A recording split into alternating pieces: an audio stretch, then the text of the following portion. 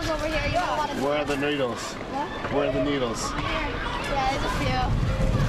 Okay, under this guard over here. Right there. Use syringes everywhere. Those young voices you just heard were elementary students at St. Michael's Choir School who easily showed us multiple spots where discarded needles were found, from beside their outdoor playground to the rock garden right beside the front doors of the Catholic Boys School. We also found needles in nearby laneways and in plain sight on sidewalks. I'm Adrian Ghobrial. All of those places we just mentioned are right here near Yonge and Dundas Square, where thousands of people every single day come to visit the square, go to restaurants, go to the theater, or go to Ryerson University. Also today was the official opening and permanent opening of Toronto's first ever safe injection site right here behind me, kitty corner to Yonge and Dundas Square. Now the hope is to curb overdoses and bring drug use inside a safe, inclusive space. Though as of today, the latter appears to be an uphill battle. Even the children, they noticed that something is wrong in here. The safe injection site opened on an interim basis back in August. Back in July, before the site near Yonge and Dundas opened, we visited with area parking lot attendant Chen Bayan. That day, we discovered syringes littering the area beside St. Michael's Choir School. Bayan says he's only seen a small improvement since the site opened in August, adding that all these needles scattered around the core of our city are a public health and safety concern. People are just continue to come and use this area. They don't care. When I want to tell him this is the school yard, don't do anything, they don't care.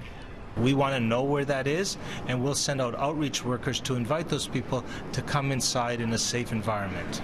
I'd imagine the principal at St. Mike's Choir School has probably contacted the city, though, and this is an ongoing issue. So what do we do? Well, I would encourage the principal or any member of the public to contact public health and say, look, we find syringes here every day. Is it fair to say that's still a struggle to get people to come inside right now as of today? Is it still a work in progress? I think that with any new service, especially something that's new to the city, that's going to be something that we'll continue to work on. So we're starting with peer outreach next week on Monday, where 2 peers will go out 3 times a week, and they'll go in this neighborhood, people that they know who are using, and tell them about the service, help to be that bridge back to us. Now, in the last 24 hours alone, we've learned of situations of people shooting up in the parking garage right here across from Ryerson University. It's a lot that several people use when they come to visit the area. We've also found syringes and heard of people shooting up just steps from the works, the safe injection site, just south of Dundas on Victoria.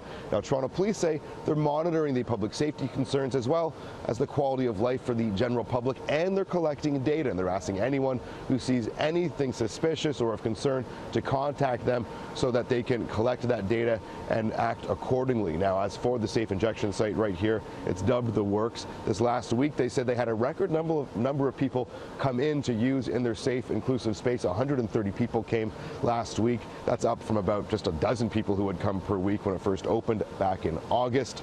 Now, as for other safe injection sites, there's one in Riverdale set to open in about November, South Riverdale, and one along Queen West near Queen and Bathurst set to open in December.